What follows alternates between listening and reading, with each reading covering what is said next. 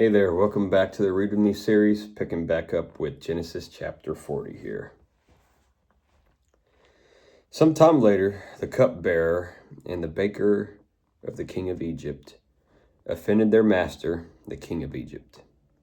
Pharaoh was angry with his two officials, the chief cupbearer and the chief baker, and put them in custody in the house of the captain of the guard, in the same prison where Joseph was confined.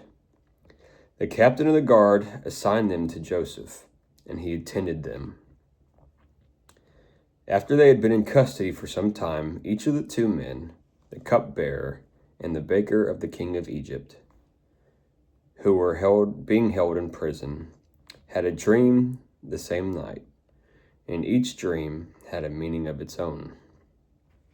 When Joseph came to them the next morning, he saw that they were dejected. So he asked Pharaoh's officials who were in custody with him in his master's house, "Why do you look so sad today?" "We both had dreams," they answered, "but there is no one to interpret them." Then Joseph said to them, "Do not interpretations belong to God? Tell me your dreams."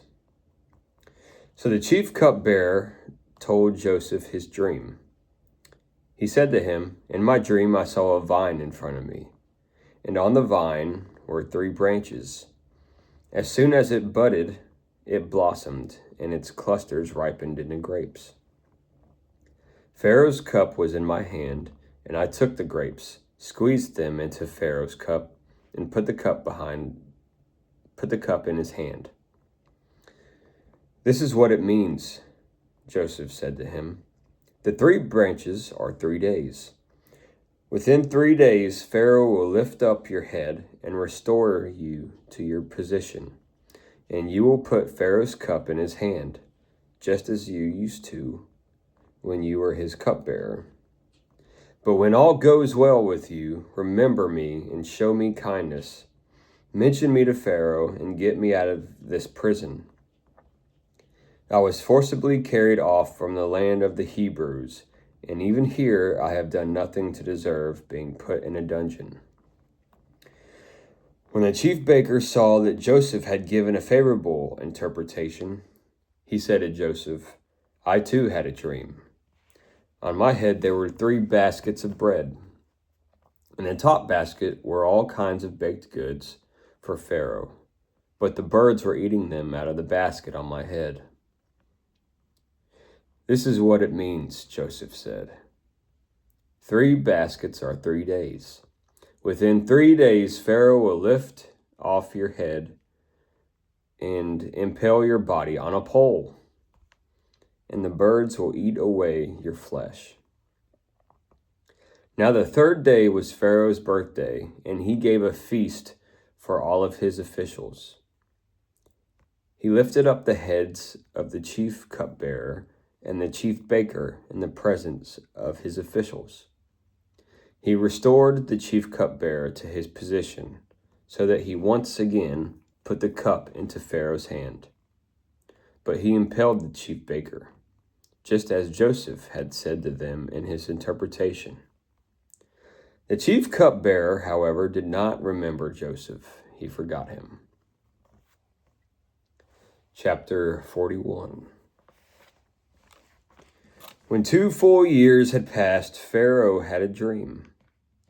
He was standing by the Nile when out of the river there came up 7 cows, sleek and fat, and they grazed among the reeds.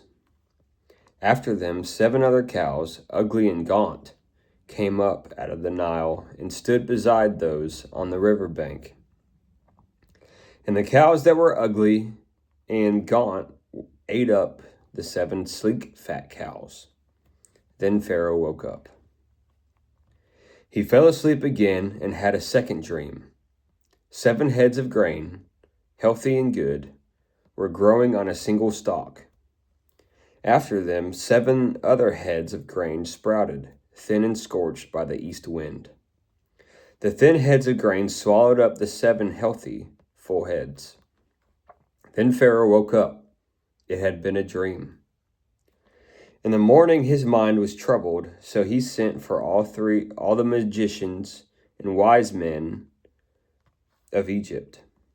Pharaoh told them his dreams, but no one could interpret them for him.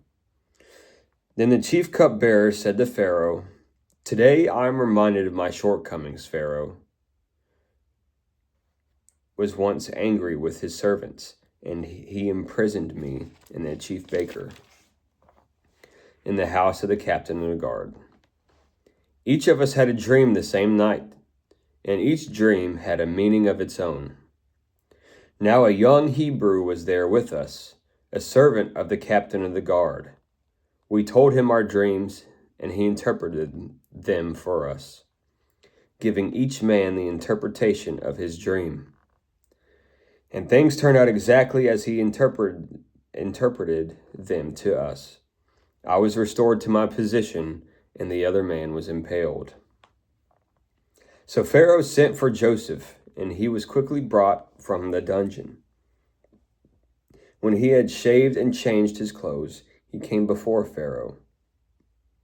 Pharaoh said to Joseph, "I had a dream, and no one can interpret it, but I have heard it said of you that when you hear a dream, you can interpret it."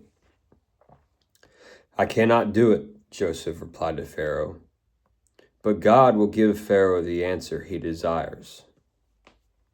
Then Pharaoh said to Joseph, "In my dream I was standing on the bank of the Nile, when out of the river came up 7 cows, fat and sleek, and they grazed among the reeds.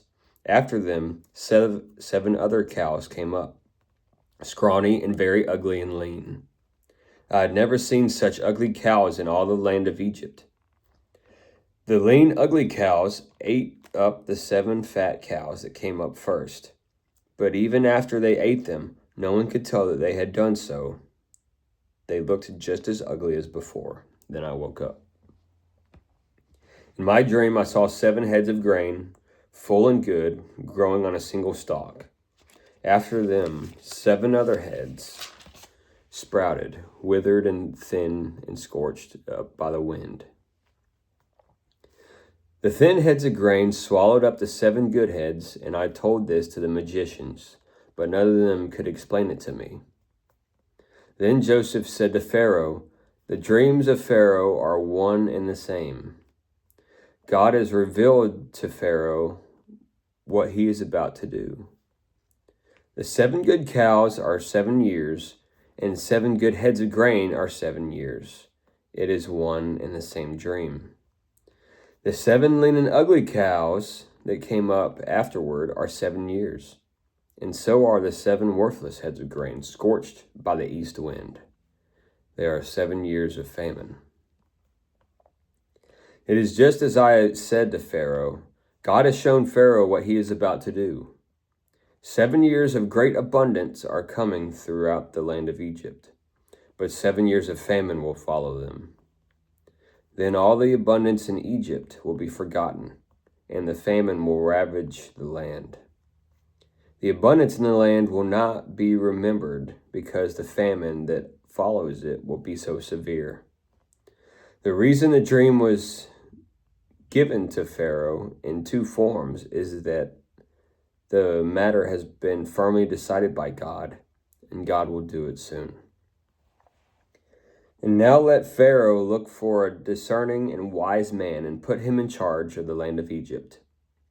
Let Pharaoh appoint commissioners over the land to take 1/5 of the harvest of Egypt during the 7 years of abundance. They should collect all the food of these good years that are coming and store up the grain under the authority of Pharaoh, and to be kept in the cities for food. This food should be held in reserve for the country, to be used during the 7 years of famine that will come upon Egypt, so that the country may not be ruined by the famine." The plan seemed good to Pharaoh and to all his officials. So Pharaoh asked them, "Can we find anyone like this man, one in whom is the Spirit of God?"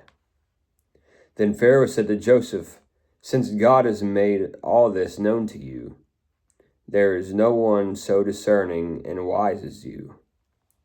You shall be in charge of my palace, and all of my people are to submit to your orders.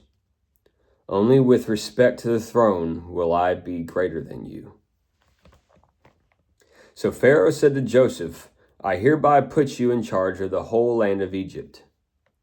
Then Pharaoh took his signet ring from his finger and put it on Joseph's finger. He dressed him in robes of fine linen and put a gold chain around his neck. He had him ride in a chariot as his second in command, and people shouted before him, "Make way!" Thus he put him in charge of the whole land of Egypt. Then Pharaoh said to Joseph, "I am Pharaoh, but without your word, no one will lift hand or foot in all Egypt."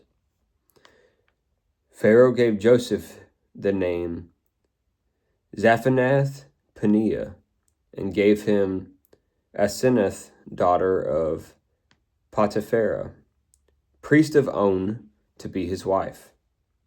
And Joseph went throughout the land of Egypt.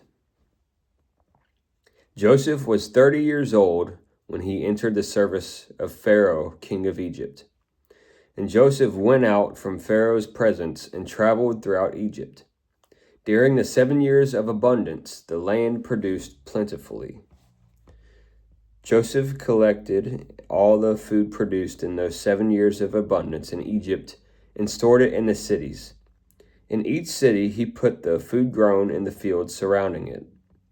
Joseph stored up huge quantities of grain, like the sand of the sea. It was so much that he stopped keeping records because it was beyond measure.